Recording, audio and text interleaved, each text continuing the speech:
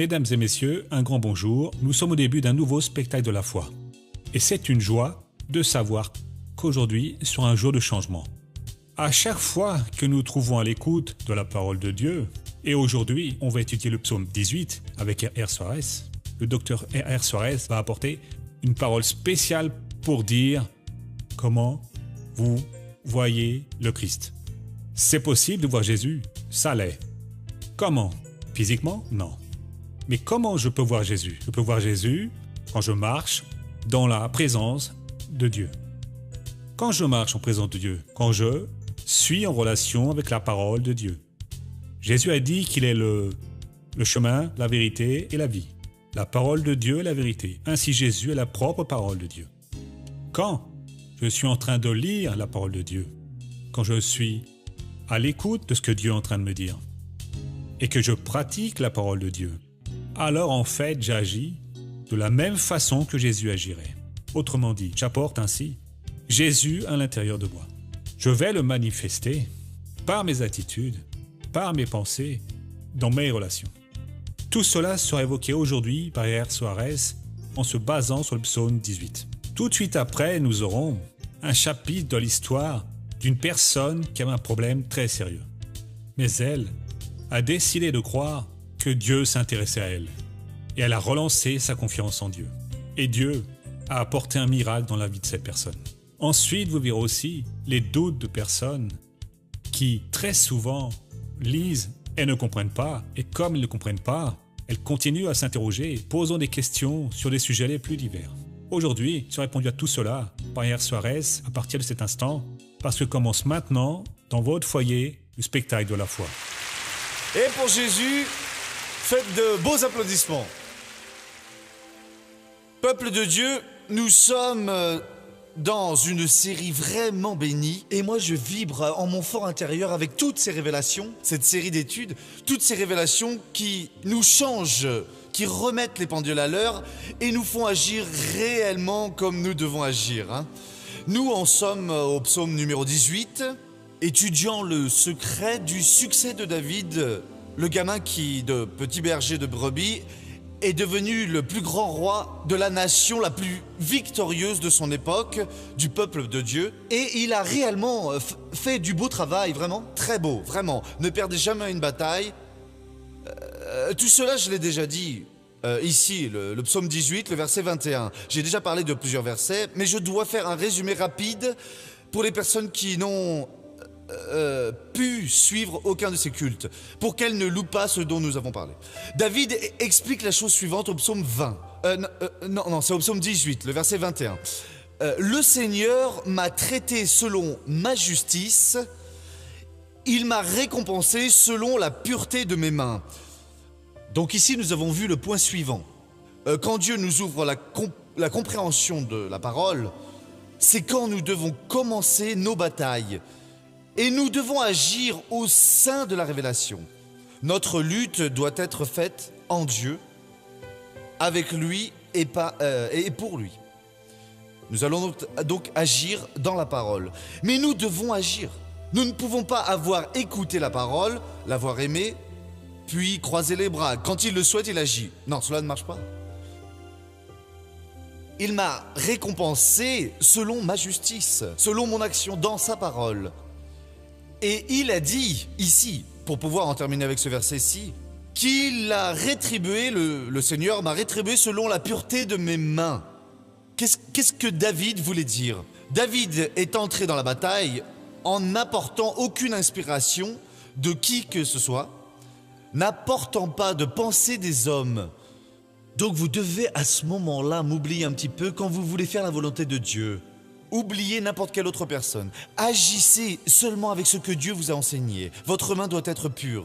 Vous ne devez pas conserver des concepts que quelqu'un a déterminés ou qu'on vous a dit. Prenez une prière écrite. Oh, quelle belle prière, Dieu, celle-là est ma prière. Mais faites plutôt la vôtre dans votre cœur. Ainsi, votre main doit rester pure. Elle ne doit pas être contaminée par les paroles ou par l'orientation de qui que ce soit. Au verset suivant, j'ai déjà prêché dessus, je vais juste récapituler pour que vous ne ratiez rien. Je vous donne juste l'essence de ce que j'ai déjà donné. Car j'ai gardé les voies du Seigneur, je ne me suis pas éloigné de mon Dieu comme les méchants. Ainsi, il commence à expliquer pourquoi Dieu l'a récompensé, l'a rétribué, parce qu'il a observé les chemins du Seigneur. Tous les chemins que Dieu place devant vous, les révélations que vous sentez que Dieu veut que vous fassiez, gardez-les, ne les perdez pas, pratiquez-les. Selon, c'est le secret. Il a dit, je n'ai point été coupable envers mon Dieu, le Seigneur Dieu. Il peut même avoir eu des manquements, mais c'est mieux si nous n'en avons jamais. Mais il y a des gens qui ont des manquements. Et cela n'a pas été quelque chose de prémédité. C'est-à-dire que je ne suis pas écarté coupablement de mon Dieu. J'ai été entraîné par une tentation et quand je me suis aperçu, j'ai dérapé et j'avais déjà chuté. À présent, il continue en disant autre chose. C'est ici, nous sommes maintenant arrêtés dans le verset 23. Toutes ces règles sont devant moi et je ne m'éloigne pas de moi ces prescriptions. Alors pourquoi a-t-il récompensé et a-t-il été rétribué ? Et pourquoi a-t-il poursuivi les chemins du Seigneur et qu'il ne s'en est pas écarté coupablement ? Pour deux motifs. Parce que toutes les règles de Dieu étaient devant lui. Les règles sont des déclarations. Ce sont des faits que Dieu déclare, qu'il a fait. Et c'est pour que nous les suivions. Et donc toutes ces règles, il les gardait toujours devant lui. Voulez-vous agir de façon vraiment correcte dans la vie ? Pouvoir toujours garder la tête haute, n'oubliez pas ce que Dieu déclare. Ce dont Dieu vous informe, détermine et gardez ça toujours devant vous.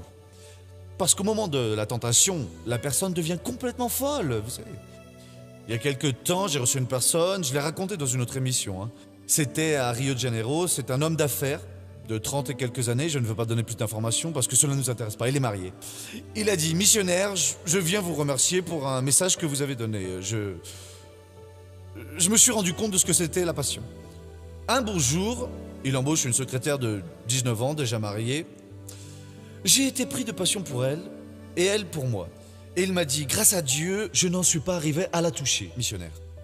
Mais c'est allé trop loin, car j'ai découvert que j'avais rencontré la femme de ma vie. Tout était en elle parfait. Son petit nez était le nez le plus beau du monde.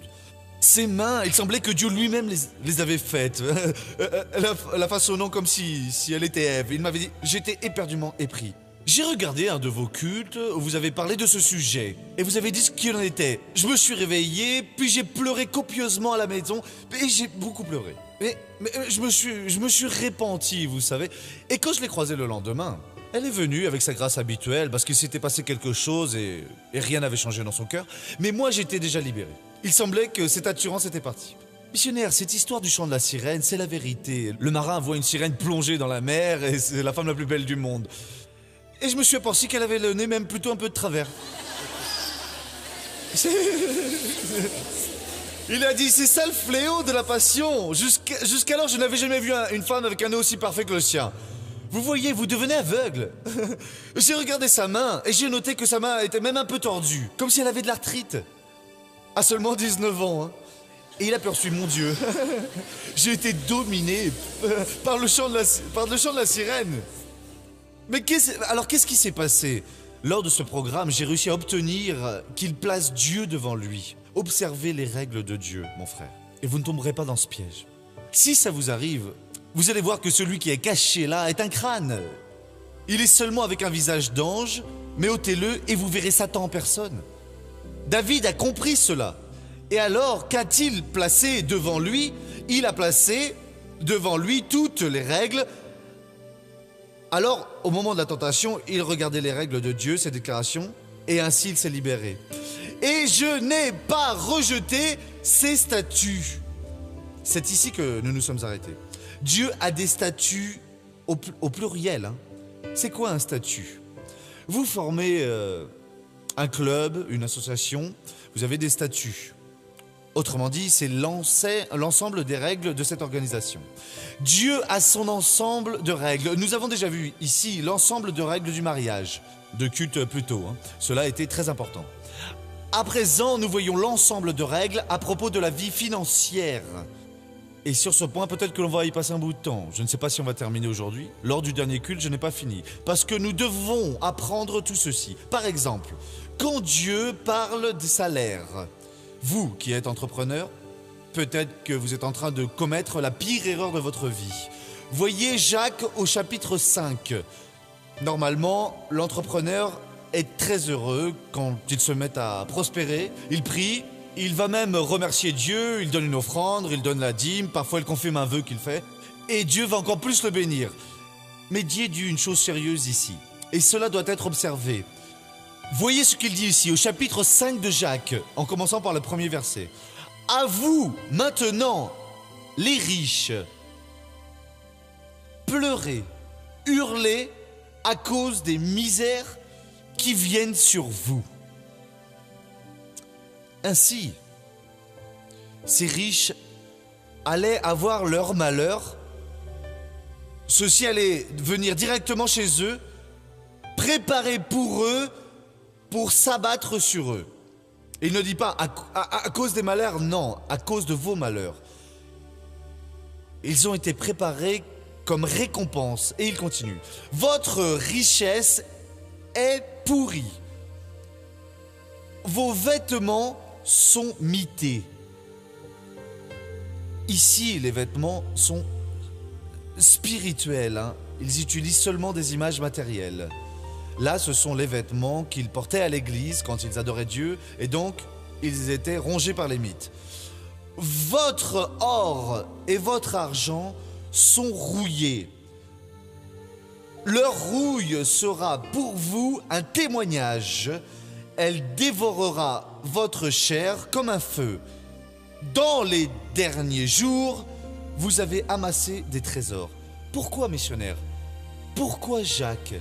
Il crie le salaire dont vous avez frustré les ouvriers qui ont moissonné vos champs, et les clameurs des moissonneurs sont parvenus jusqu'aux oreilles du Seigneur des armées.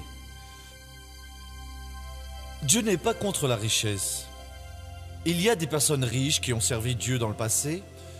La Bible dit que Dieu prospère, concède des richesses, mais tous ceux qui sont enrichis au prix de la sueur de l'autre pouvaient payer plus. Mais l'autre n'a pas la force pour réclamer. Il ne sait pas où aller. Les riches ne savent pas partager.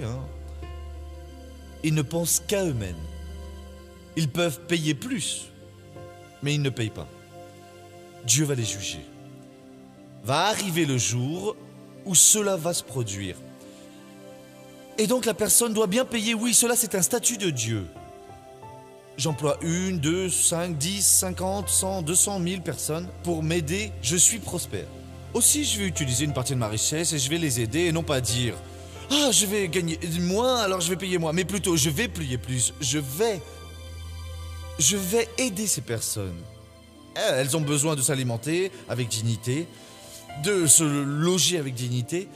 Elles ont besoin de se vêtir avec dignité. Elles ont besoin d'apporter une offrande avec dignité dans leur église. Apporter des offrandes, les dîmes. Je vais les aider, ce qui ne me coûte rien. Et Dieu peut donner beaucoup plus à ces personnes. Car cet esprit malin, cet esprit de cupidité, de toujours vouloir juste se remplir les poches et oublier les autres, c'est un esprit satanique qui va apporter des problèmes à ces personnes. Et beaucoup parmi elles sont en plein dedans. Ainsi, les statuts de Dieu, nous ne pouvons pas les ignorer. Parce que qu'est-ce que David a dit à ce sujet? Moi, ces règles sont devant moi et je n'ai pas rejeté ces statuts. Il y en a qui rejettent. Non, mais mon ami là, qui a une entreprise, qui a une industrie, qui a un commerce, il paye tant. Pourquoi est-ce que je vais payer plus? Parce que vous êtes du Seigneur, vous avez la crainte et vous savez que vous devez aider. Mes amis, tout cela est un statut de Dieu. Moi, comme pasteur, je dois vous dire la vérité. Si je ne prêche pas cela, j'aurai des comptes à rendre au Seigneur. Il n'a pas placé tout cela dans la Bible par hasard. Moi, par exemple, quand j'étais un gamin, je n'ai pas le livre de Jacques, exactement à cause de ce passage. Je pensais que Jacques n'était pas de Dieu, non. Enfant de Dieu et dire des choses comme cela, je parle sincèrement. Pendant longtemps, j'ai eu une dent contre ce Jacques. Un garçon et sa sœur ne peuvent pas, hein, c'est un langage très fort. Mais elle est encore plus forte, la personne qui peut partager, parce que Dieu lui a donné pour répartir, et il ne donne pas. Je mange tout seul. Pendant que l'autre mange ce qu'il veut, il traite son enfant comme il veut, je ne veux même pas savoir, et Dieu est le vengeur pour cela. Il est en train de dire ici, vos vêtements sont rongés par des mythes spirituels. L'or et l'argent sont tous tout rouillés. La clameur est en train d'arriver devant Dieu, et il a entendu. Il va agir. Dieu va-t-il donner plus? Eh bien, donner plus aux autres. Et Dieu va donner plus, parce que c'est en donnant que l'on reçoit. Soyez quelqu'un qui sait partager. Cela, c'est le statut du Seigneur. Peut-être l'entrepreneur qui me regarde maintenant est vraiment nerveux comme un ours en cage, en colère, en criant « Oh, mais sacré missionnaire !» Moi, je n'ai rien à voir avec cela. Protestez contre Dieu. À qui vous rendrez compte? Moi, je suis tout simplement un de ces prêcheurs. Je me dois vous dire la vérité. Cet autre-là, qui croyait voir un petit ange spécial dans sa vie, il a vu ensuite que c'était le démon. Ça veut dire qu'il a entendu le message et il s'est réveillé. Il veut prêcher, mon frère. Nous devons dire la vérité à tout le monde. Car si l'on ne révèle pas la vérité, la personne ne se réveillera pas. Alors j'espère que vous garderez avec vous cette règle de Dieu. Et il y a d'autres choses, je ne vais pas pouvoir tout dire. Je vais juste parler de Jérémie 17, 11. S'enrichir par des moyens obscurs. Jérémie 17, 11. Comme une perdrix qui couve ce qu'elle n'a pas pondu, tel est celui qui acquiert des richesses injustement. Au milieu de ses jours, il doit les quitter, et son avenir est celui d'un fou. C'est Dieu qui parle ici, hein. Moi je ne vous dis rien. Regardons maintenant le feuilleton de la vie réelle.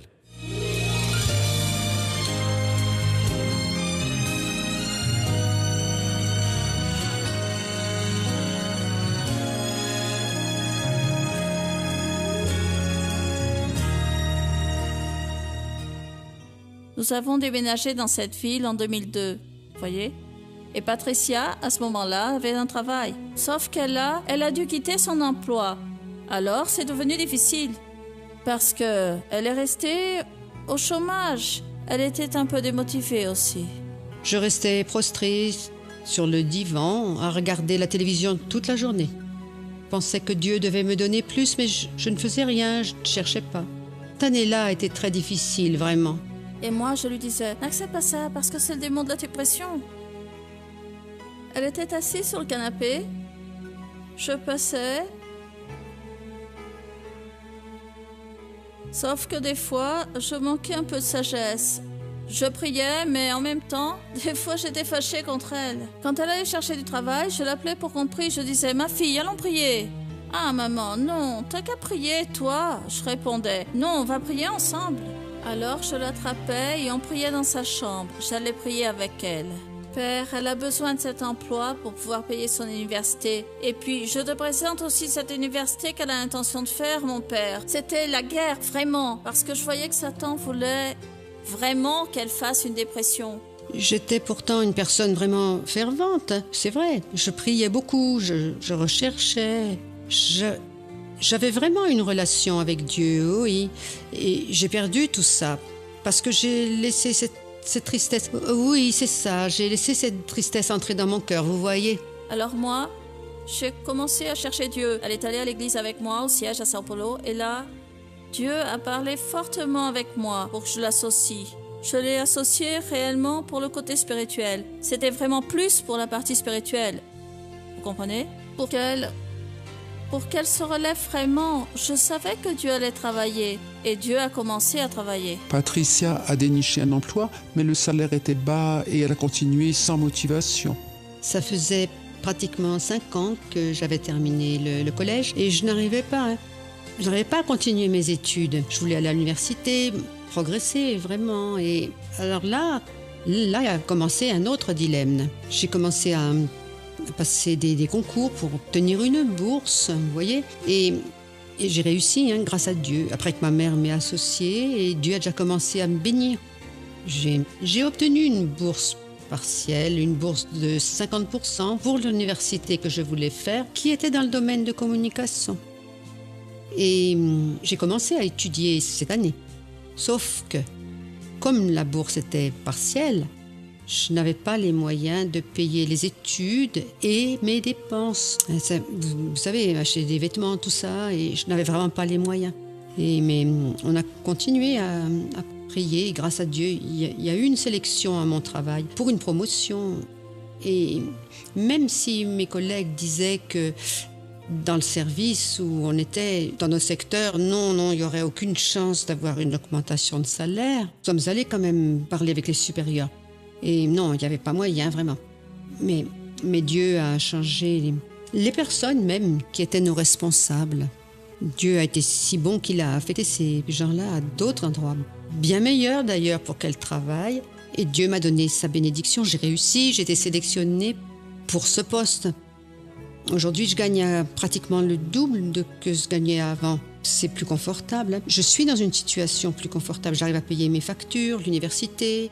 Et je suis heureuse avec Jésus. Vous savez, j'étais présente, je suis bien, je n'ai plus toutes ces pensées noires, tout ce pessimisme. J'étais vraiment très pessimiste. Je ne croyais plus en rien. Et grâce à Dieu, aujourd'hui, je peux dire que oui, je crois, je cherche à mettre en pratique toutes les choses que j'entends, le maximum possible. Et aujourd'hui, elle est libérée pour la gloire de Dieu. Et aujourd'hui, je suis vraiment heureuse de la voir comme ça, travaillant, heureuse. Elle est heureuse, vous voyez? Elle recherche Dieu, elle travaille, elle étudie. C'est une grande bénédiction dans ma vie et dans sa vie. Gloire à Dieu. Patricia, ce que j'ai compris, c'est que vous étiez une pratiquante de la parole et vous avez laissé la tristesse entrer, puis la dépression et le mal venir. Et c'est vraiment ça qui s'est passé. C'est comme cet individu qui a parlé avec moi, qui avait pris d'une forte passion pour le nez de travers, là, pendant que ce petit nez-là était beau. Ça veut dire que d'un nuage est venu et s'est posé au-dessus de lui. Vous, dans votre cas, vous étiez comme abattu par la vie, hein? Oui, c'est ça, comme cécité spirituelle. Cécité, oui. Ça veut dire que le nuage s'est posé là et la mer... Laissez-moi parler avec la mer. Vous lui disiez que cela, c'était la tentation, hein, ma sœur? Oui, je lui disais tout le temps de se reprendre, de se relever, parce que le diable avait tendu un piège pour elle, vous voyez? Elle était très dépressive, je pouvais le voir. Je passais près d'elle et des fois je le voyais vraiment. Le démon en personne, il prenait vraiment possession. Sauf qu'alors j'ai commencé à prier, à déterminer, à ne pas accepter, non? Que le démon devait être expulsé. Ça a été une lutte, mais nous avons gagné, au nom de Jésus. Laissez-moi parler pour ceux qui nous regardent et qui sont pris de passion. Vous êtes marié, elle est mariée, et pris de passion. Cela, c'est Satan, mon frère. Il n'y a pas d'autre chose, non. Non, mais mon cas est différent, il n'y a rien, c'est vraiment le démon. Il s'est posé sur vous. Vous qui êtes en dépression, qui êtes abattu, vous ne voulez plus lutter avec la vie, soyez ce que Dieu veut, la barque qu'il a donnée ou qu'il a, et pour moi c'est bien. Sinon cela c'est le démon de la destruction. Dieu vous a donné la vie, s'il voulait vous l'ôter, il l'aurait déjà fait, il sait comment faire, prendre votre esprit et l'emporter. Dieu vient vous donner l'opportunité de réagir, que vous soyez quelqu'un. Vous vous préparez et cherchez du travail, vivez de façon décente, respectez votre conjoint, respectez votre prochain, soyez quelqu'un de bien. Cette passion ne va vous conduire nulle part. Le diable a réussi à entrer quand il est entré dans la vie de Patricia, et ensuite, pendant plus d'1 an, il est resté sans emploi. C'est cela, hein? Oui, je ne sortais plus du tout de la maison pour rien. Il y avait un anniversaire, j'y allais pas. Je restais chez moi, tout le temps à la maison, à regarder la télévision toute la journée. Puis en priant avec votre mère, vous avez obtenu un emploi. Madame, avez-vous senti qu'elle devait parrainer? C'est ça, missionnaire. Alors que j'étais ici à l'église, Dieu a parlé fortement avec moi, vous savez, pour qu'elle soit aussi une associée, voyez? Alors je l'ai associée. Et Dieu a commencé à ouvrir les portes. Et là, je me suis vraiment rendu compte que Dieu était en train d'agir. Elle a obtenu une bourse pour la moitié, ensuite la promotion. Cela, c'est la promotion à son travail. Et tout avance très bien pour la gloire de Dieu. Merci beaucoup, Jésus. Gloire à Dieu. Voyez, mes frères, Dieu sait toujours faire l'œuvre. Notre problème, c'est que très souvent, nous ne prions pas, on ne se place pas devant Dieu. Seigneur, je ne comprends pas du tout ce qui est en train de m'arriver, mais donnez-moi une direction. Et vous continuez à attendre. Dieu va parler par le biais de la parole, il va employer quelqu'un, va vous tirer l'oreille, il va vous ouvrir la porte et vous sortez de cette crise. Dieu ne vous a pas mis au monde pour que vous soyez un échec. Parce que si vous êtes un échec, Dieu a commis un échec dans votre vie. Il vous a créé pour que vous soyez un succès. Et si vous êtes un succès, Dieu est un vainqueur dans votre vie. À présent, mes amis, nous allons rester debout pour la grande bataille maintenant. C'est une chose que vous fassiez l'œuvre quand nous sommes en prière et que vous croyez. C'est autre chose si vous entrez maintenant dans la bataille. lutter et gagner. Nous allons fermer les yeux, nous allons laisser le Saint-Esprit se déplacer en nous. Peut-être que vous n'avez pas bien compris ce que Dieu a dit aujourd'hui. Ou peut-être qu'il vous manque encore un petit peu de proximité avec le Seigneur. Et Dieu va se rapprocher de vous et va permettre que vous approchiez de lui. Il se rapproche de vous dans la mesure que vous vous approchez. Père, nous voulons aujourd'hui, Père, véritablement boire de l'eau de la vie. Nous voulons être secoués par ton pouvoir. Nous voulons que ta main opère très puissamment. Viens, Père, guéris, libère et faire des merveilles, ô Dieu. Ô Père, il y a des personnes qui nous regardent en ce moment et qui vont expérimenter une grande manifestation de ton pouvoir. Maintenant, Dieu, ils vont vous ouvrir leur bouche et se mettre d'accord avec toi. Ici aussi, Père. Le spectacle de la foi, c'est cela. Vous voyez la foi en action. La foi est faite pour être mise en action. La foi, c'est la confiance. Ces personnes que vous avez vues, racontant la différence, racontant qu'elles se sentent bien, ces personnes qui ont reçu le miracle, ce sont des personnes communes, comme moi, comme vous. Et ce sont des personnes qui ont décidé d'accepter la différence. Et ainsi, elles ont agi par la parole de Dieu. Comment je dois agir? De la même façon. En premier, croire que Dieu s'intéresse à moi. Ensuite, si Dieu m'appelle aujourd'hui même, c'est parce qu'il va m'en donner les moyens. Je ne dois pas regarder comme je suis aujourd'hui. Je dois regarder comment Dieu va me situer à partir d'aujourd'hui. Et c'est ainsi que je vais faire la différence. Peut-être que je parle avec des personnes, certainement que je parle avec un grand nombre de personnes qui ont eu un appel pour devenir des gens qui parrainent l'œuvre de Dieu. Et je demande, qui sont ces gens qui parrainent? Ce sont des personnes qui tous les mois, avec tout ce que Dieu a déposé au fond de leur cœur, vont aider pour permettre à ce programme d'être diffusé. Vous allez aider avec ce que Dieu a déposé dans votre cœur. Qu'est-ce qui va donc vous arriver? Si vous entendez la voix de Dieu, Dieu pourra vous faire gagner beaucoup plus. Si vous n'écoutez pas, vous cesserez d'atteindre toutes les bénédictions, toutes celles que Dieu va vous apporter. N'oubliez pas d'écouter tout ce que Dieu veut pour vous, tout ce dont il rêve pour votre vie. Appelez maintenant même ce numéro et devenez en cet instant une personne qui parraine le spectacle de la foi. Quelqu'un qui va aider le Dr Suarez tous les mois porter cette bonne parole aux quatre coins du monde et dans votre pays aussi. C'est d'accord? Voyez, nous allons déjà arriver aux dernières secondes et que Dieu vous bénisse tous. Nous revenons toujours à cette horaire-là, sur cette même chaîne. Que Dieu soit avec vous et à la prochaine, au nom de Christ.